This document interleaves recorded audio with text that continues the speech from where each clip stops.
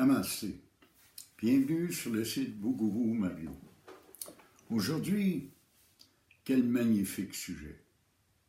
Nous allons nous intéresser à l'être universel, ce qu'on appelle la puissance supérieure ou l'être suprême. Un sujet des plus merveilleux s'il en est. Pour commencer, faisons le point. Dans notre état de corps, de mental et d'émotion, dans notre état d'individu, nous vivons tous dans notre petit monde personnel. Chacun vit dans son propre film, est acteur de sa propre vie. Croyons-nous, chacun vit dans son petit monde, dans un petit monde mental. Quand on regarde un arbre, je l'explique souvent, on voit tous les arbres qu'on a vus dans notre vie. On ne voit pas l'arbre en tant que tel. Quand on rencontre des gens, on revit des émotions qu'on a vécues dans le passé. Exemple, une femme qui aurait été violée par un homme à barbe aurait beaucoup de difficultés à discuter avec moi. Elle reverrait probablement l'homme qui l'a agressée dans le passé et elle revivrait des émotions. C'est ça qu'on appelle du ressentiment. Ressentir des émotions qu'on a déjà senties. Mais il y a toutes nos fabrications mentales qui viennent de notre imagination. Nous croyons être comme ci, être comme ça, selon aussi le regard des autres, les opinions des autres. On se fait une opinion sur soi-même. On achète ce qu'on nous enseigne, selon nos croyances également. Les croyances font partie de notre personnalité. Si je crois que je suis un bon à rien, je vais agir comme tel. Si je me prends pour un autre, je vais agir comme un autre. Malheureusement, tous les autres sont pris. Il n'y en a plus, il n'y en reste que nous. Nous vivons tous dans un monde mental, parce que toutes nos perceptions sont mentales. Tout passe par le filtre du mental. Et, de ce fait, nous vivons dans notre propre monde. Chacun vit dans son film. C'est pour ça que les relations humaines sont tellement difficiles. C'est plus facile de vivre avec la nature. Dans la nature ou avec les animaux, les animaux domestiques ou même les animaux sauvages, c'est plus facile de vivre dans la nature, pour la simple raison que la nature est. Elle ne joue aucun rôle. Un arbre, il vit sa vie d'arbre. Il pousse, il grandit, il crée des feuilles, il donne ses fruits, il se reproduit. Les animaux agissent de même aussi. Probablement que même les minéraux, les roches, les pierres des champs ont leur propre vie, leur propre forme de conscience primaire. L'être humain est supposément un être très complexe et très supérieur au reste de l'humanité, au reste de l'univers. Je n'en suis pas toujours convaincu, croyez-moi, quand je regarde l'état de la planète et l'état de notre monde. Mais c'est ça. On vit tous dans notre monde en se foutant un peu du monde des autres. Quand on rencontre quelqu'un de différent, on le juge, on le critique. On a même une foule de préjugés, vous le savez. On croit être des individus, hein? On croit être des êtres individuels. Il y a moi, puis il y a le monde autour. Chacun de nous a l'impression d'être le centre de l'univers, comme si tout l'univers entier, tout le monde gravitait autour de nous. Tout le monde vit et bouge autour de moi, je suis le centre. Pas toujours le centre d'intérêt, bien sûr, mais je suis le centre de cet univers. C'est faux. On n'est pas des êtres individuels. Nous sommes des êtres universels. L'Advaita Vedanta nous apprend que nous sommes tous un. Il n'y a qu'un. Il n'y a qu'un être. C'est ça la conscience primordiale. C'est ça qu'on appelle l'être suprême. Tout est un. Tout est relié. On le sait que tout est relié. On connaît la loi qui veut que le battement d'une aile de papillon en Afrique crée une tornade en Occident. Chacun connaît ce système-là. On est tous reliés, on a tous besoin les uns des autres. On est tous parents d'une façon quelconque. Il n'y a que lui. Tout est. Et tout est Brahman, tout est Dieu, tout est lui. Donnez-lui le nom que vous voulez, peu importe, c'est pas ça qui est important. Dieu a tous les noms. Dieu est le sans nom. Dieu est le je suis sans le je, c'est-à-dire le soi. L'être, être, conscience, félicité ou bonheur, ou paix, ou béatitude même. C'est ça qui est la réalité. Tout est un. On n'est pas séparé de l'univers. On n'est pas séparé de la nature. On n'est pas séparé du monde qui nous entoure, de la société, de l'humanité. On en fait partie. On est un objet comme tous les autres objets qui nous entourent. On n'est pas le centre. On est le tout. Tout est un. C'est ça la vérité de l'Advaita Vedanta. C'est ça la réalisation spirituelle. C'est vers ça qu'on doit cheminer. C'est de cela qu'on doit prendre premièrement connaissance, venir qu'à le conscientiser, c'est-à-dire y croire, s'en convaincre profondément, et ensuite le réaliser. Réaliser, le mot dit, le rendre réel. Vivre en étant un.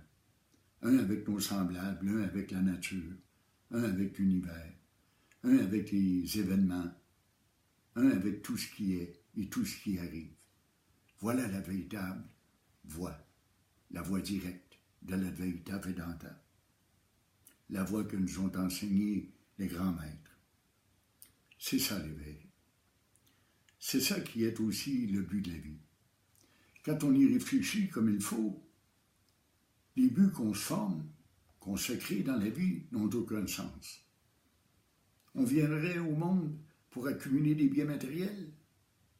On viendrait au monde pour accumuler des expériences émotives, affectives ou sexuelles.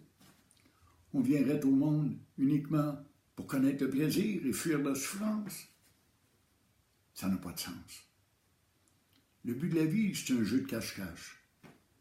Dieu s'est caché en nous, parce qu'il savait que c'est le dernier endroit où qu'on pourrait aller le chercher.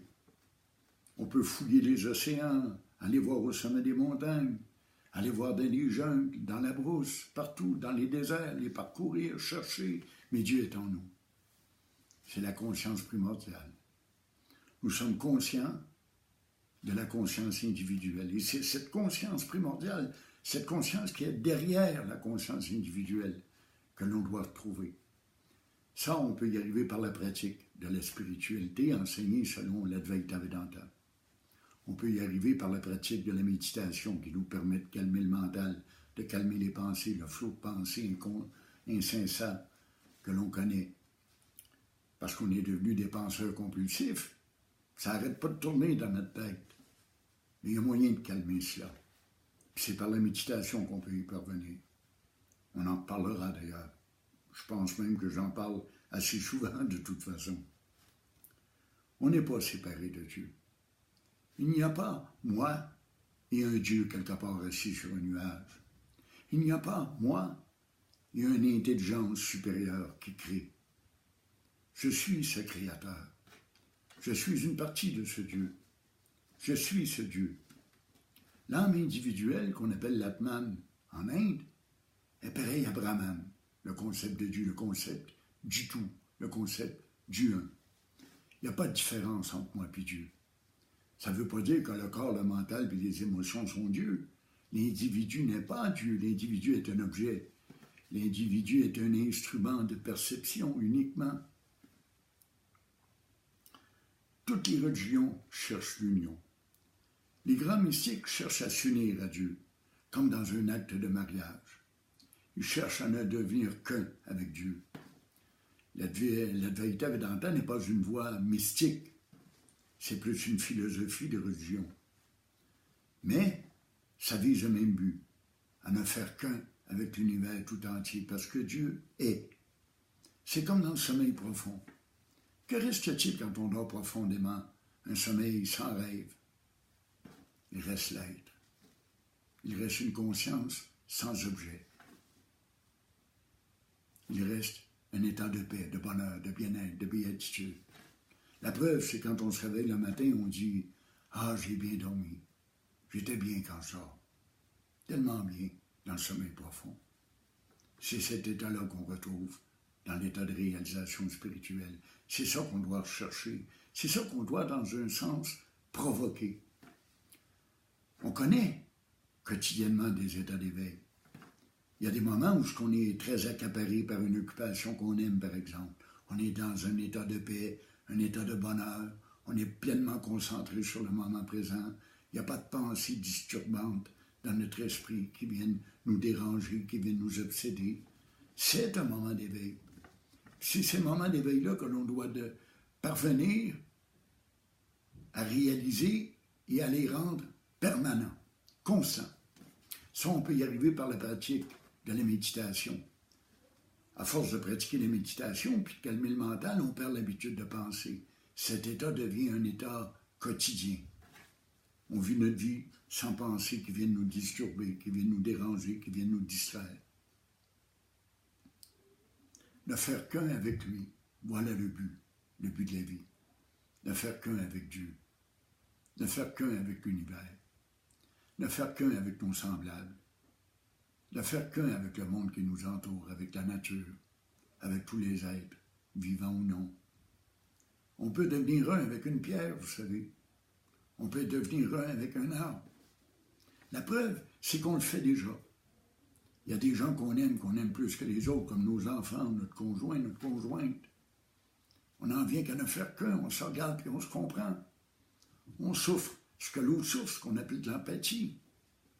On peut faire qu'un aussi avec notre chien. On peut devenir si intime qu'on a l'impression de manger dans le même bol, puis de boire la même eau, de respirer le même air. Puis quand on y pense, on respire le même air. On respire le même air que les dinosaures respiraient à l'époque. On boit la même eau qu'eux. Notre corps est constitué de la même matière qu'eux. Tout est constitué de la même matière. On n'est qu'un. C'est ça qui est la réalité. C'est ça, la voie directe. Prendre conscience que tout est un, et n'être qu'un avec tout ce qui est. Être le soi. Être un je suis sans je, sans moi, sans le petit je. Si on prend le mot je suis et qu'on soustrait le je, que reste-t-il? Il reste le suis, le soi, l'être. Voilà le but de la réalisation spirituelle. La voie directe nous y conduit, je vous le répète encore. C'est le meilleur chemin d'après moi. J'en ai expérimenté plusieurs, j'ai une bonne connaissance dans le domaine. C'est ça que j'essaie de vous partager d'ailleurs. Dans le fond, c'est de suivre son intuition. L'intuition nous guide. Ce sont des pensées qui viennent spontanément. Ce n'est pas l'objet de notre imagination ou de notre mémoire. Ce n'est pas l'objet d'une connaissance. Ce n'est pas une connaissance qu'on a acquise dans les livres ou à l'école. C'est une connaissance issue de l'expérience. On sait par intuition quel chemin qu'on doit prendre, quelle décision qu'on doit prendre, vers où on doit se diriger. Quand on n'en vient qu'à suivre cette intuition, sans user de notre intellect, on suit la bonne voie. Mais le problème, c'est quand on a une intuition, on essaie de raisonner. En supposant que l'intuition me dit de ne pas aller à telle activité, j'essaie de raisonner, puis là je me dis, je dois-tu y aller, je dois-tu pas y aller, on vient tout mélanger, on ne sait plus. Du moment que la raison s'empare de l'intuition, on perd l'intuition. Quand on a une intuition, on doit la suivre, on doit se laisser guider par elle. C'est ça qui est la voie. C'est pour ça que je dis tout le temps que le corps agit seul, sans nous, sans notre concours. Il n'y a pas besoin de notre support. C'est pas nous qui sommes acteurs.